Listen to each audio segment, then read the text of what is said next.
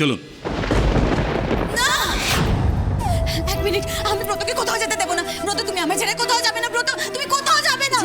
Chilli এরকম করিস না চিলি, আমি জানি ব্রতর বিরুদ্ধে একটা ষড়যন্ত্র করা হয়েছে, আমি জানি। ব্রত, তুমি একদম চিন্তা করো না, তোমার কিচ্ছু হবে না।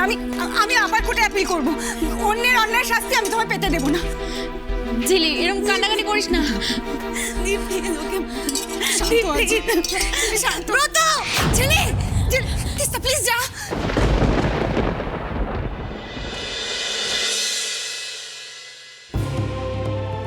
দাদা ভাইকে হয়তো আমি নির্দোষ প্রমাণ করতে পারলাম, কিন্তু ছিলি ওকে যে খুশি করতে পারলাম না, এটা বড্ড কষ্ট পাচ্ছে। ইরাবতী, সব সময় সব কিছু কি পারফেক্ট হয়? আমরা যেটা চাই সেটা কিন্তু সবসময় হয় না। হয়তো ব্রত শাস্তি পাওনা ছিল। হ্যাঁ, ব্রত যদি ওর নিজের অন্যায় শাস্তি পেত আমার কোনো আপত্তি ছিল না, কিন্তু ও তো অন্যের করা অন্যায় শাস্তিটা পাচ্ছে। মিস্টার চ্যাটার্জি, একটা ষড়যন্ত্রের সূত্র আমাদের হাতে চলে এসেছিল, সেটা আমরা হারিয়ে ফেললাম। আমাদের বাড়ির ভেতরেই একটা ঝড় উঠেছে, আর সেটা এখন এত সহজে থামবে বলে মনে হচ্ছে না, আর এর শক্তি আরো অনেক বাড়বে।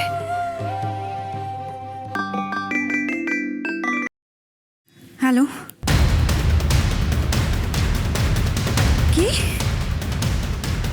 কি হয়েছে ছেলের? উফ, আর পারছি না। মম যে কেন ফোন ধরছে না। উফ mom, please pick up the phone.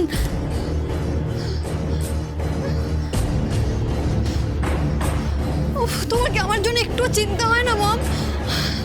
পারছি না, আমাকে খিদে পেয়েছে, কখন থেকে ঘরটা আটকে আছে।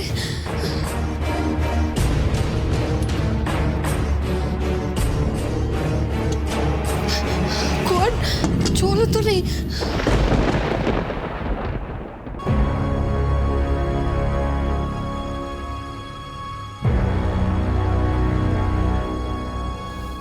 দেখুন, আপনি এত টেনশন করবেন না। আমি না একবার নিজে গিয়ে দেখে আসি, সেটাই ভালো হবে। এই তো ছোটি, কেমন দেখলি ঝিলিকে? টেনশনের জন্য ওর বিপি ফল করে গেছিল। আমি ওষুধ দিয়েছি, ও ঘুমোচ্ছে। বিশ্রামের দরকার দিই ওর। আমি না সবসময় মেয়েটার ভালো করতে গিয়ে ওকে কষ্টই দিয়ে ফেলি। দেখুন, এতে আপনার কি করার আছে? যেটা হবার ছিল সেটাই হয়েছে। অপরাধের একদিন একদিন তো শাস্তি হতোই। এটা হয়তো ঝিলামের ভাগ্যেই ছিল। এবং ঝিলামকে কিন্তু একা লড়াই করা শিখতে হবে। সেই আসলে ও লাইফটা ভীষণ ইজিভাবে কাটিয়েছে, হ্যাপি কাটিয়েছে। কারণটা দি আছে। দি, তুই কখনো ভেবে দেখেছিস ও ছোট থেকে ও কোনো প্রবলেম, ক্রাইসিস কোনো কিছু ফেস করতে চাইতো না, সব কিছু এড়িয়ে যেত। শুধু নিজেরটা নিয়ে ভাবতো। নিজেরটা ঠিক থাকলেই সব ঠিক। ও আর অন্য কিছু নিয়ে কখনো কোনোদিনও ভাবেনি। কোনোদিন ওকে কঠিন সমস্যার সম্মুখীনও হতে হয়নি। কারণটাও তুই ছিলিস। তুই সবটা সব সময় সামলে দিতিস দি, আর ও শুধু ভাবতো আনন্দে পারফেক্ট লাইফ কাটাচ্ছে, ব্যাস। আসলে কি বলতো, এমন অনেকেই আছে যারা তাদের প্রবলেম, ক্রাইসিস এইসবকে না ফেস করতে পারে না। ঝিলিও হয়তো সেরকমই, মানে ও যে প্রবলেম ফেস করতে চাইছে না সেটা নয়, ও হয়তো প্রবলেম ফেস করতে পারছে না। ও উপরে নিজেকে যতটা শক্ত দেখায়, ভেতরে হয়তো ও ততটাই দুর্বল।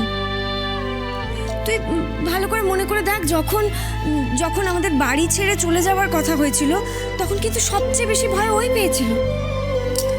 আমি ভাবছি, যে মেয়েটা প্রবলেম ফেস করতেই পারে না, তাকে ভগবান এতগুলো প্রবলেম দিয়ে দিলেন। আর এই প্রবলেমটা তো যে কোনো মেয়ের পক্ষেই মানা সম্ভব না, ওর পক্ষে তো। আর তাই ওর জন্য আমার এত চিন্তা হচ্ছে। কিন্তু দি, ওকে তো মানতেই হবে, বল। দেখ ছোটি, আমি মেঘনাকে বলেছি যত তাড়াতাড়ি সম্ভব ব্রতকে ওখান থেকে বার করতে হবে। দরকার হলে আপার কোর্টে অ্যাপিল করবে, কাগজপত্র সব জোগাড় করবে। ব্রত একটা অন্যের অন্যায়ের শাস্তি পাবে সেটা তো হতে দেওয়া যায় না।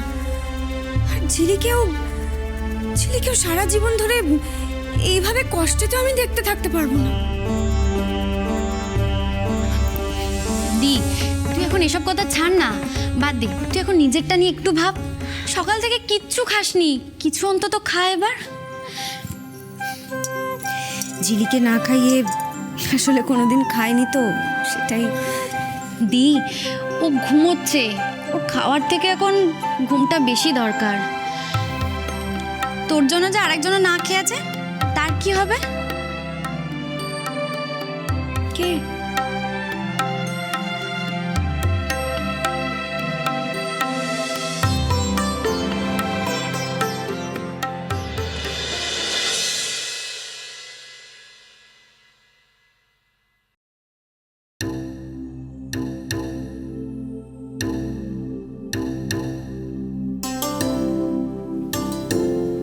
তুই এখনো খাসনি দাদা ভাই?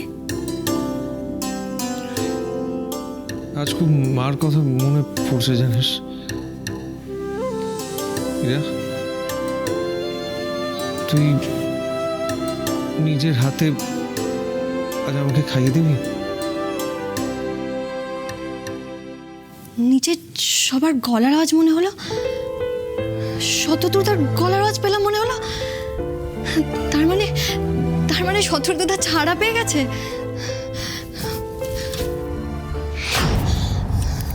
না না, আমি এখন এভাবে কাউকে ডাকতে পারবো না, তাহলে সবাই জেনে যাবে আমি এই ঘরেই ছিলাম, এই বাড়িতেই আছি। আর এই কথাটা মম জানতে পারলে আমাকে বাবার সাথে দেখা করিয়ে দেবে না। না না, আমাকে বাবার সাথে দেখা করতেই হবে, আমাকে চুপ থাকতে হবে, আমাকে চুপ থাকতে হবে। এই যে আমি সবার জন্য খাবার নিয়ে চলে এসেছি। শনিরা, আজকে এরা সবাই কি বলেছে জানিস তো? এদের সবার আবদার তোর হাতে খাবে। আমি আগে মোটেও না, আমি তোর হাতে আগে খাবো। আমারও খিদে আগে পেয়েছে, ঠিক আছে? আজকে তুই না, আমি আগে খাবো। এই না, বোঝো নেইরা সামলা। কি আশ্চর্য, আমি সবার প্রথমে বললাম, আমি লাস্ট হয়ে গেলাম। আবার হা করে হাসছি। কি রে ভাই, তোর আগে আমি খাবো। থ্যাংক ইউ, তোর জন্য আমি আবার আমার সংসারটা ফিরে পেলাম রে। দেখ, সব আবার ঠিক সেই আগের মতো। Thank you. দাও দেখি তাড়াতাড়ি থালাটা দাও। দি, তুই তাহলে বলে দে তোর হাতে আগে কে খাবে? তুই কি নস না? ঠিক কোনো যে কে আগে খাবে, আমার তো লিস্টে নামই নেই। আমার যেন খেতে ইচ্ছে করে না, মানে আমার খিদে পায় না জানো। বাবা, তা আপনি যে আজকে এই একই থালায় সবার সাথে খেতে রাজি হবেন, তারপর আবার আমার হাতে খেতে রাজি হবেন, কি করে বুঝবো বলুন? কেন, আমি আপনাদের পরিবারের একজন নই? তাই তো, আপনি তো আমাদের পরিবারেরই একজন। ডাম্পু, তুই কিন্তু থার্ড, আমি সেকেন্ড, আর ফার্স্ট পজিশন তো অলরেডি বুক হয়ে গেছে। তা দি, তুই তাহলে ওখান থেকে খাওয়ানোটা শুরু কর, কেমন? এক মিনিট, আপনার হাতটা ক্লিন তো? মানে ওই হাইজিনের ব্যাপার একটু। আমার হাতে খেতে চান এই প্রস্তাবটা দেওয়ার আগে তাহলে আপনাকে হাইজিনের কথাটা ভাবতে হতো। রাস্তার ফুচকা খেয়েছেন কখনো? ওইসব ধুলো বালি মিশে, ওটা কিন্তু খুব টেস্টি হয়ে যায়, ওইভাবেই ভাল লাগে। আর আমিও আজকে এই হাতেই সবাইকে খাওয়াবো। উই লাভ দির হাতের খাবার। না রে, আমি খাবো। আচ্ছা,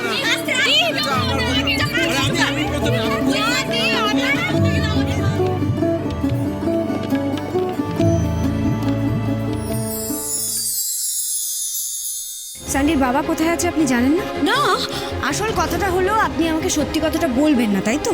বলতে হবে না আপনাকে, আমি ঠিক খুঁজে বার করে নেব।